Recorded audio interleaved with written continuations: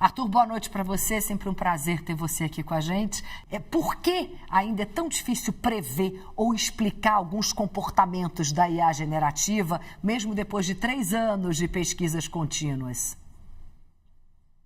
Por uma série de motivos. O primeiro deles é que o que acontece é que a IA, ela consegue gerar respostas incrivelmente críveis, né? Então ela consegue gerar respostas que parecem muito articuladas, mas ela depende fundamentalmente da base que ela conseguiu acessar. Em alguns casos, as bases são mais frágeis.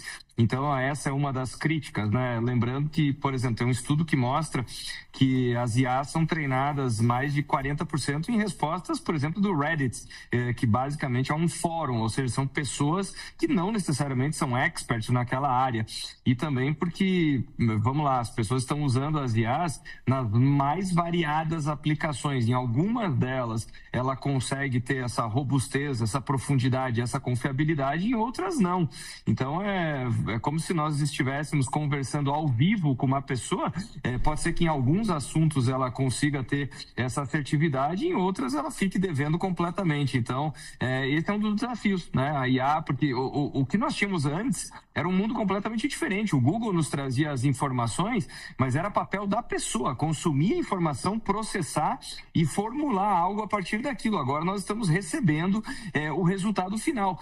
E o outro ponto, só para complementar, é que as IAs se tornaram tão grandes, os modelos se tornaram tão massivos, que eles não é incorreto afirmar que eles se tornaram caixas pretas. Ou seja, nós não temos essa correlação de 1 para 1. Até por isso que ao longo do tempo, muitos cobraram da própria OpenAI e das empresas para mostrar, puxa, me dá alguma espécie de índice de confiabilidade, ou pelo menos me mostre as fontes ao lado, né?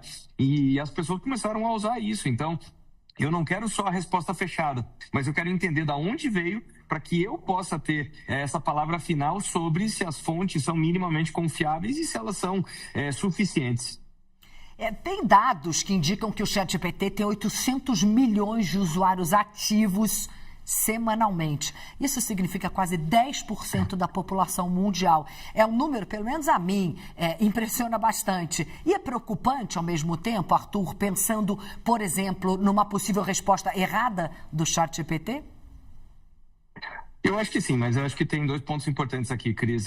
Eu estou adorando toda essa discussão sobre confiabilidade e até mesmo esse termo alucinação, porque é curioso, né? As pessoas recebem uma informação, elas falam, poxa, mas será que a IA é confiável em relação a isso? Eu acho que a mesma pergunta vale em relação a todos nós, em relação especialmente aos seres humanos, né? Então, a IA alucina e as pessoas também. Então, eu acho que se nós tivermos esse cuidado extra, ele é válido para a IA e também para tudo aquilo que nós consumimos, não importa a fonte. Então, eu acho que esse índice, esse número dos mais de 800 milhões, nós precisamos olhar 2 aspectos. O primeiro deles é a tecnologia que mais impacta as nossas vidas e que escalou no menor tempo. Então, se nós compararmos com outras eras, para chegar numa taxa de 90% de adoção, por exemplo, nas empresas, que é um índice, né, chamado Share of Technology Adoption, ou seja, é o percentual de adoção de tecnologia. No caso dos computadores, levou mais de 20 anos. No caso dos smartphones, um pouco mais de 10. E o ChatGPT, ele chega nessa marca, curiosamente, praticamente ao completar os 3 anos. Então, o último levantamento da McKinsey dava conta que 88% das empresas estavam desenvolvendo ou usando aplicações de IA. Então, realmente, aquilo que aconteceu em 20 anos passa a acontecer em 10 e agora acontece em 3. O ChatGPT, ele é absurdamente democrático. As pessoas não tiveram curva de aprendizado, passaram a interagir de uma forma muito espontânea, seja por texto ou por voz. Várias gerações preferem interagir só por voz. E aí abriu a porta para N outras IAs. Então, acho que, claro, tem um lado preocupante aí de como é essa resposta. Ela pode ser desastrosa. Tivemos inúmeros casos em que isso aconteceu. Tem dados que pessoalmente me preocupam, né? No caso, 1 a cada 10 brasileiros fazem terapia e aconselhamento, né? Com esse tipo de ferramenta. Não foi feita para isso, né? Então, aí uma resposta errada pode levar a um resultado desastroso. Mas tem todo esse outro lado, né? Quando nós olhamos esses 800 milhões de usuários dessa tecnologia que se tornou uma parceira na produção, não só de conteúdo, mas em qualquer atividade humana. Então, é interessante ver que praticamente é um custo zero, com zero curva de aprendizado, nós tivemos todo esse potencial liberado ao longo desses 3 anos. Arthur, eu vou passar para a pergunta do Guilherme Ravache, nosso analista de negócios, que eu sei que você conhece muito bem. Então, Guilherme, por favor, fique à vontade. Tudo bom, Arthur? Boa noite. Meu caro, minha pergunta para você é a seguinte. Muito se fala numa bolha de IA. Estamos vivendo uma bolha de IA ou não? E em caso positivo ou negativo, quais as consequências práticas para todo esse mercado e a tecnologia que a gente consome hoje cada vez mais? Boa noite, Guilherme. Prazer falar contigo. Puxa, que pergunta fácil, hein? Que pergunta tranquila para ser respondida. Olha só. Eu acredito que é prudente considerar esse cenário. Então, no mínimo, tá? Agora é preciso separar esse conceito em 2 partes. Uma coisa é a reação dos mercados. Os mercados, eles tentam entender o futuro e precificar no presente, com expectativas em relação a crescimento de receita, manutenção de margem.